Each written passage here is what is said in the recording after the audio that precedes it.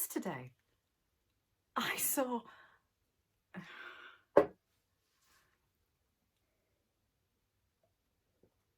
I know you'll think I'm mad, and perhaps I am mad, but I knew it was you.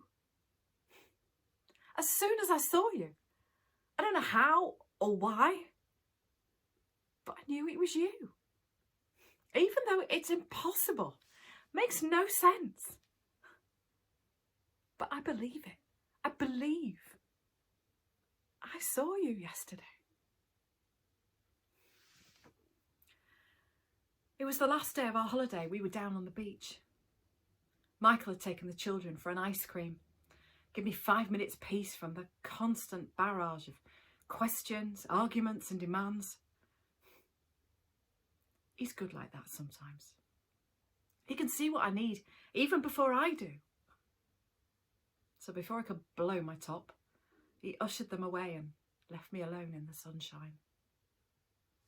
But after they'd left, I didn't really know what to do with myself. I'm not one for sunbathing, so I opened my book and tried to relax. The beach was quiet for August. There was a fun fair in town and most of the families were down there. It meant we could actually find space to call our own on the sand without anyone else being on top of us. But I couldn't relax. The book just wasn't drawing me in and I was getting stiff and uncomfortable in my deck chair. My head was full of all the things I had to do when I went back to work. The afternoon heat was burning down on me, making my skin feel tight. I needed to move. Over to one side of the beach, there was an outcrop of rocks.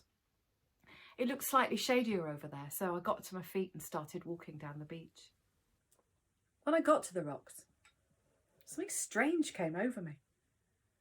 Instead of going around them, I decided to clamber up them and down the other side.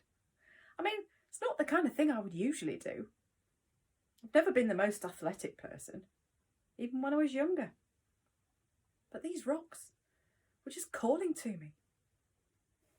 They weren't very high or perilous, so it's not like I was being particularly daring, but just feeling their hard, solid edges under my feet made me feel more alive than I had done in months.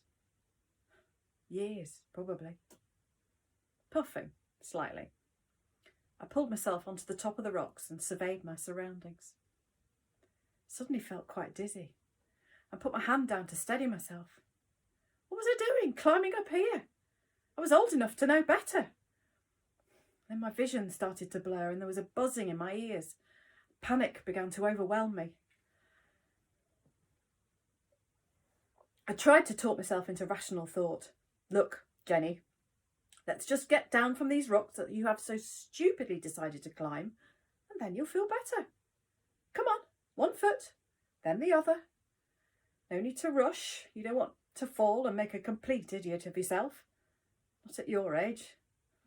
What were you thinking? I'd almost reached the safety of the beach. I'd just one more rock to navigate. It was proving quite tricky. My body had somehow got itself twisted round. I was clinging to the rocks and just felt too scared to let go in case I fell. I couldn't move. I was beginning to despair when I became aware of a small hand reaching out towards me.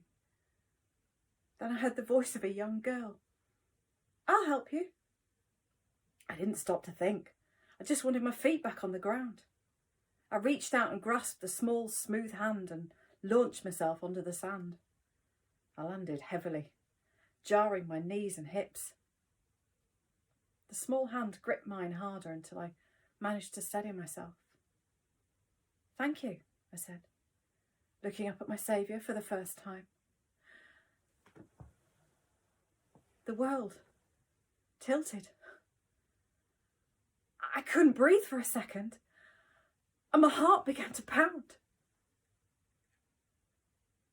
I looked into the face of a young girl, maybe 7 or 8 years old. She was smiling, revealing missing front teeth in her generous mouth. Her thick, corn-coloured hair was pulled back in 2 plaits. Her skin was pale and freckled and flushed by the summer sun. I know it's in here somewhere. Ah, yes, here it is. I'm sorry the quality's not great, but that's just how it was in those days. I'm not going mad. This is who I saw yesterday. This is the girl on the beach. This is me. Well, this is me in 1978. And this is who I saw on the beach yesterday. That young girl smiling out at me from this fuzzy, faded photograph, standing before me in glorious Technicolor, in perfect focus.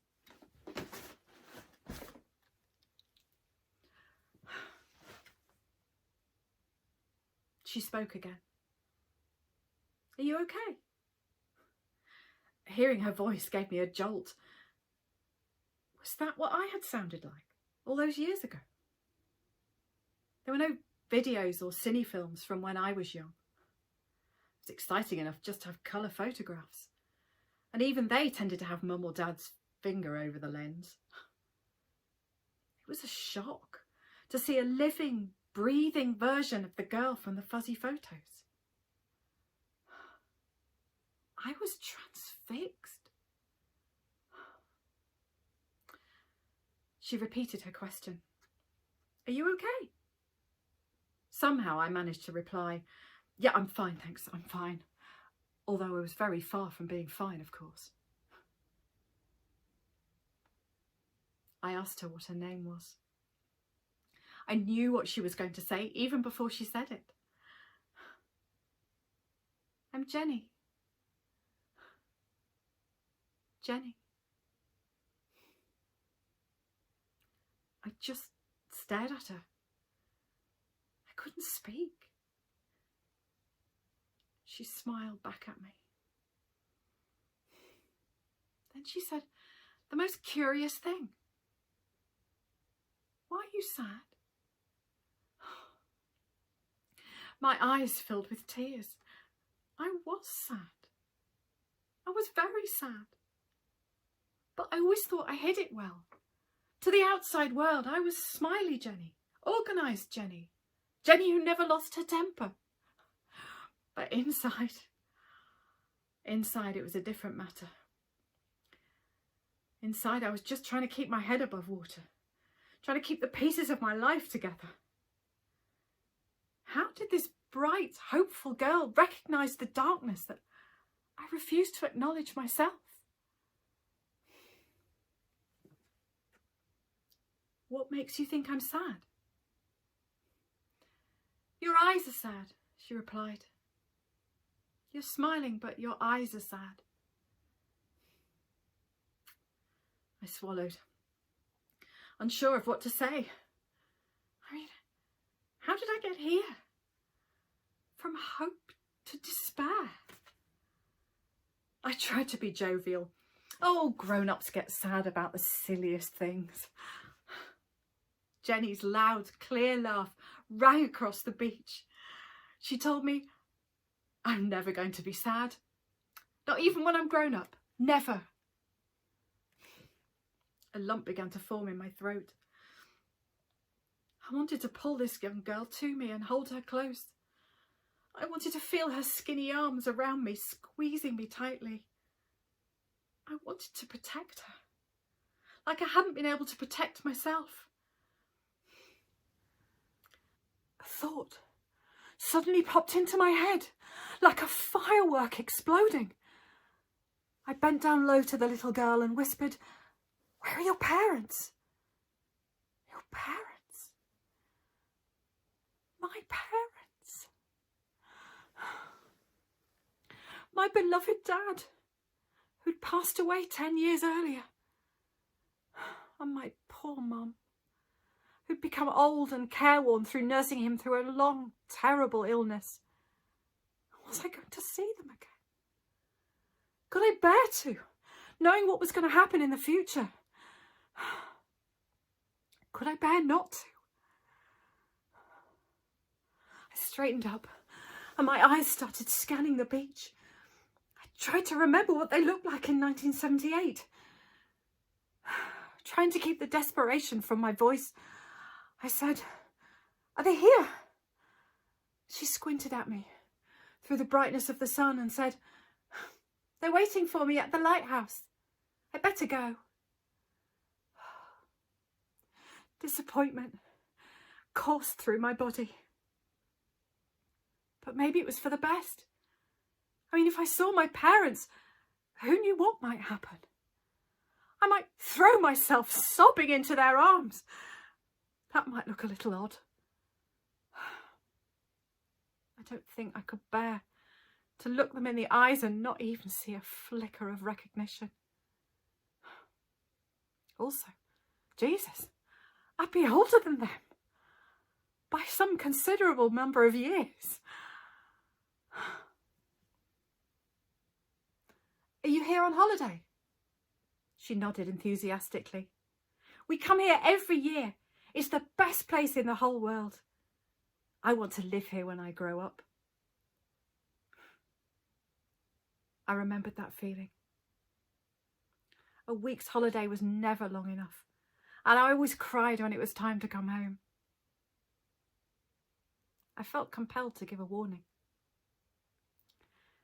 It wouldn't be a holiday if you lived here all the time. My younger self looked up at me.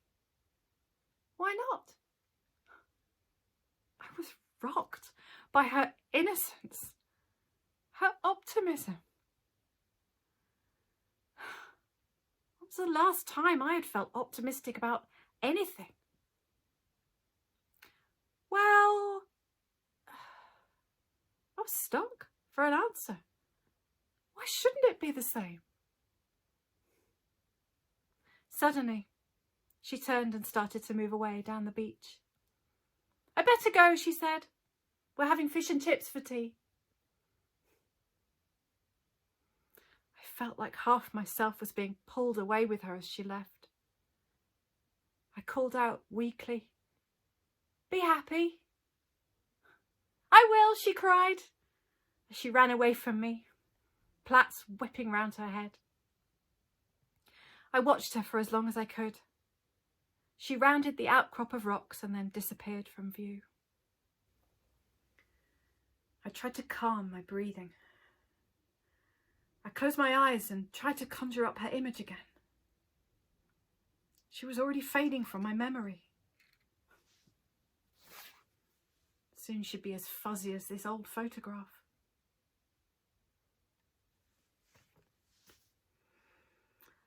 I listened to the gentle shushing of the sea. It seemed to be coming from very far away. A voice made me snap my eyes open. "Mum! Mum!" It was Michael, returning with the children and their half-eaten ice creams. They ran towards me at full pelt and threw their arms around me. I knelt down and gathered them into my grateful embrace. I squeezed them so tightly they protested. I drank in their aroma of sun lotion and sickly sweet ice cream. When I stood up, I noticed a look of concern on Michael's face. He asked me if I was okay. Was I? And then I heard a voice in my head and it said, "Why not? Why not?" I reassured Michael that I was fine, and I was. I started to feel something unfamiliar growing in my chest. It took me a while to realise what it was. A small flicker of hope. Hope for the future. So here we are, back home.